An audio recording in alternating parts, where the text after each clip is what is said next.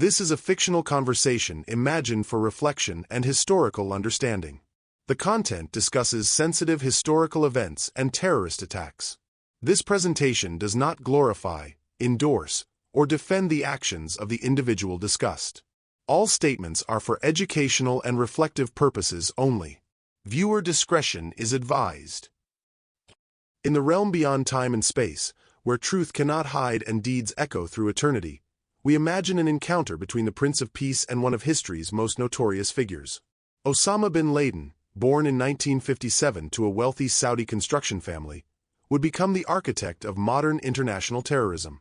From the mountains of Afghanistan to the caves of Tora Bora, bin Laden orchestrated a campaign of violence that shook the world.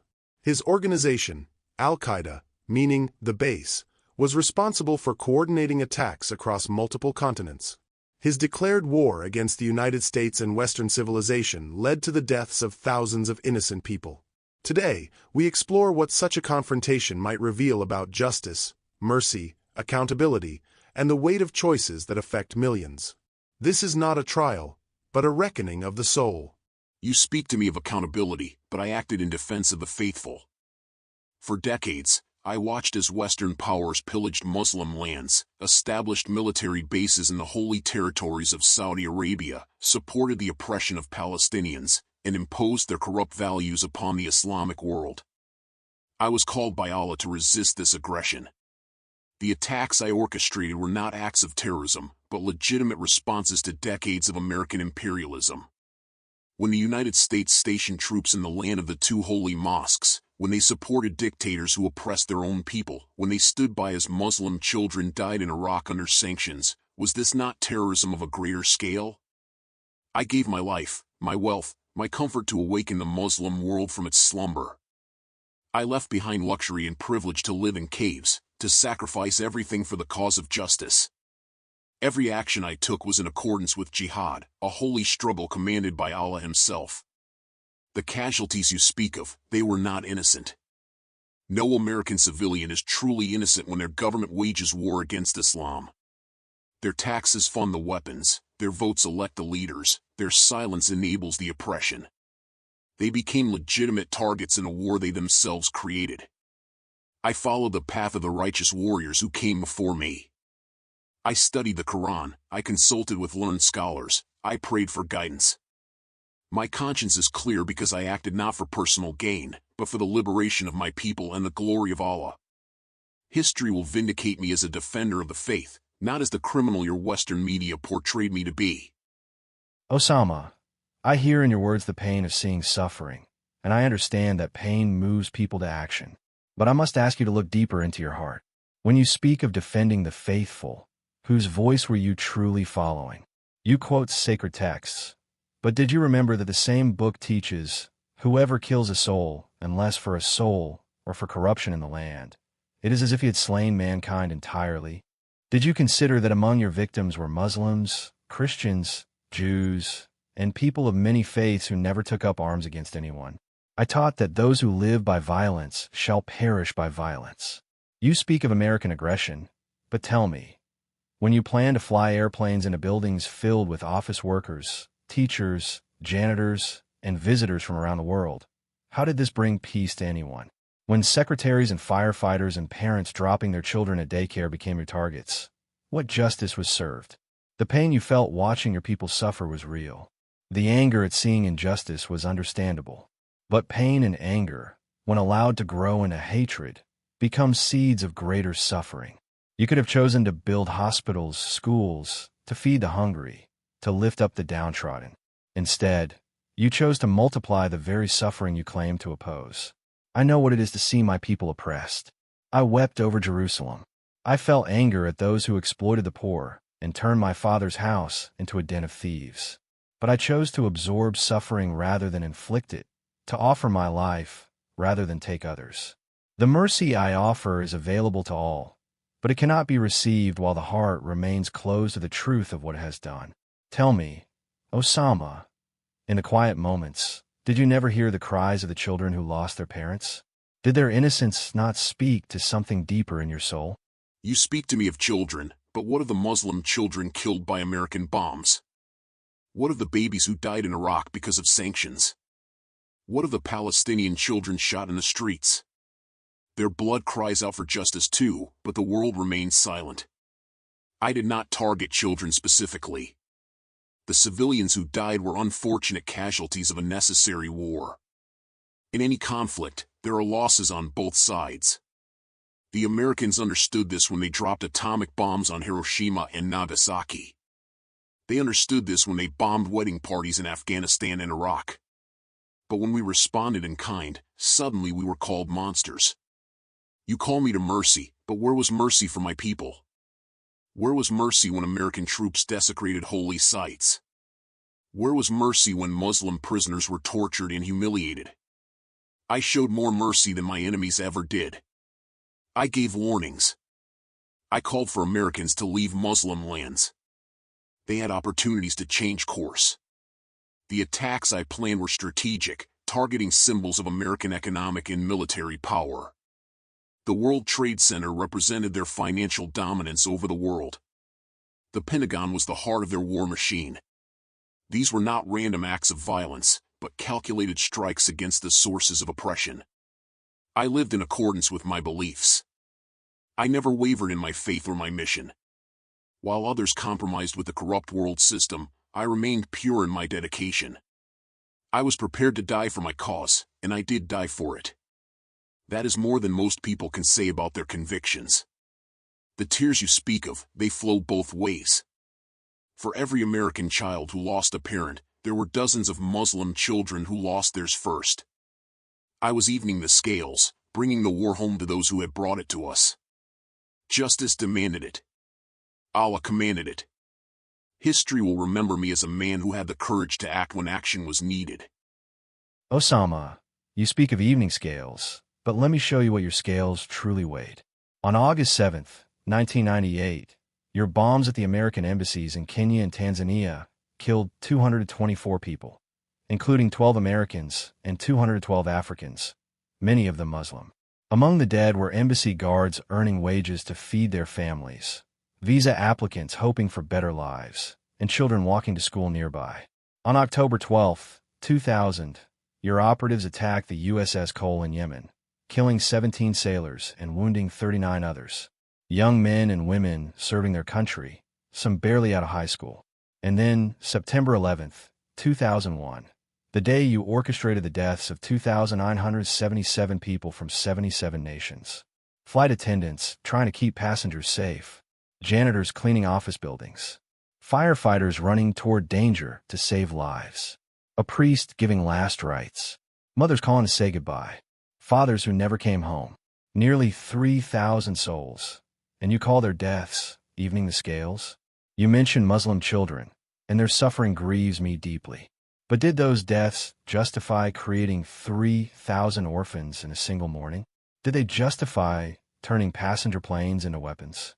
Did they justify making office workers choose between burning alive or jumping from the towers? The commandment is clear: thou shalt not kill. Not thou shalt not kill unless you feel justified. Not thou shalt not kill unless others killed first. Simply, thou shalt not kill. Every life is precious in my Father's sight. Every person who perished in your attacks was someone's child, created in his image. You speak of strategy, but your strategy was to terrorize civilians into pressuring their government. You targeted not soldiers, but accountants and administrators. You killed not combatants, but office workers having their morning coffee. You murdered not oppressors, but secretaries answering phones. And what did it accomplish, Osama? Did your attacks bring peace to Muslim lands? Did they stop a single conflict? Or did they unleash decades of war that claimed far more Muslim lives than any previous conflict? Tell me, how many more children died because of the wars your actions started? Stop! You speak as if I chose this path lightly, as if I rejoiced in death. Do you think it was easy to give those orders? Do you think I slept peacefully knowing what would happen? I carried the weight of those decisions. Every day I lived in hiding. Every night I lay on the cold ground of Afghan caves. But what choice did I have? What choice did any of us have? The West had declared war on Islam long before I ever picked up arms. They created the conditions that made such actions necessary. They forced our hands with their policies, their invasions, their support of tyrants. I prayed before every operation. I asked Allah for guidance. I still believe, that I was chosen for this purpose. That someone had to stand up and show the world that Muslims would not be trampled forever. That someone had to make them feel the fear that our people lived with every day. You show me faces, you tell me names, you make me see, but I cannot unsee what they did to us first. I cannot unfeel the rage that built up over decades of humiliation.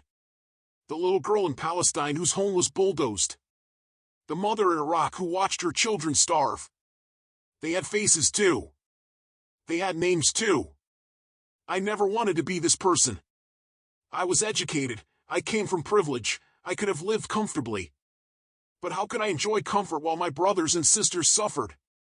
How could I remain silent while holy lands were defiled? How could I choose peace while there was no justice? If I could take it back, if there had been another way, but there wasn't. There never is for people like us, people caught between empires, people whose only choice is submission or resistance. I chose resistance. History will judge whether I chose correctly. But I see their faces now, in ways I tried not to see them then. The firefighters. The children waiting for parents who never came home. The families destroyed. If they were truly innocent, if I was wrong about their complicity, then may Allah forgive me, because I cannot forgive myself. Osama, I hear your pain now, and I see the torment in your soul. This is the beginning of true sight. The recognition of what was lost, what was destroyed, what can never be restored in this life. This is where repentance must begin. You ask if history will judge you correctly. But there is a judgment that transcends human history, a justice that sees every tear, counts every loss, weighs every motive. My Father's justice is perfect because it is coupled with perfect love. He grieves for every victim of your attacks, but he grieves for you as well, for the man you could have been, for the good you might have done. The consequences of your choices extend far beyond your own death in that compound in Pakistan. The wars that followed, the mistrust between peoples, the fear that still haunts airports and public spaces, the families torn apart by grief and hatred. These ripples continue. The September 11th attacks didn't just kill nearly 3,000 people that day. They changed the world, creating cycles of violence that continue to claim lives. But even now, even with all this weight of consequence, my Father's mercy remains available. Not mercy that excuses or overlooks, but mercy that can heal what seems permanently broken. True repentance means facing fully what you have done, not explaining it away, not justifying it, not comparing it to others' sins, but taking complete responsibility for every life lost, every heart broken, every family destroyed. It means acknowledging that your pain, real as it was, did not give you the right to multiply suffering. It means accepting that noble motives cannot sanctify ignoble means. It means recognizing that the children who died in your attacks were as precious as the children you claim to defend. This is the hardest part of mercy. It requires the death of the self that justifies, explains, and defends. It requires becoming as a little child, vulnerable and dependent entirely on grace you do not deserve. The families you destroyed, some have found ways to forgive. Not because your actions were acceptable, but because they chose not to let hatred destroy their own souls. Their forgiveness is a miracle of grace that shows the power of love over vengeance. Your victims are at peace now, beyond suffering. But their families live on with empty chairs at dinner tables, with wedding photos that will never be taken, with grandchildren who will never know their grandparents' faces. Can you weep for them without weeping for yourself? Can you grieve their loss without thinking of your own pain? This is what justice requires, and it is the only path to healing that transcends death itself. The choice remains before you, even now. Will you continue to defend the indefensible, or will you finally surrender to love? In this imagined encounter, we witness the eternal struggle between justification and accountability, between the pain that drives us toward vengeance and the love that calls us toward healing. The attacks orchestrated by Osama bin Laden fundamentally changed our world. They remind us that individual choices, driven by extremist ideologies, can cause suffering that echoes through generations. But they also remind us of the resilience of human dignity, the courage of first responders, and the power of communities to rebuild and heal. As we remember the victims of September 11th, the embassy bombings, and all acts of terrorism, we honor them not through vengeance but through our commitment to building a world where such tragedies become impossible. Where grievances are addressed through justice rather than violence. Where sacred texts are used to heal rather than harm. The conversation continues in each of our hearts. When we face our own moments of anger, our own temptations toward hatred, our own justifications for causing harm, what voice will we choose to follow? What do you think? Could even the architect of September 11th find redemption? Can justice and mercy truly coexist? Share your thoughts in the comments below, and let's continue this difficult but necessary conversation. Remember to subscribe for more challenging discussions that explore the deepest questions of human conscience and divine justice. And please, be respectful in your comments. These are not topics for casual judgment, but for careful reflection. This has been a fictional conversation created for educational reflection. No endorsement of terrorism or violence is intended. For more information about the historical events discussed, please see the sources linked in the description.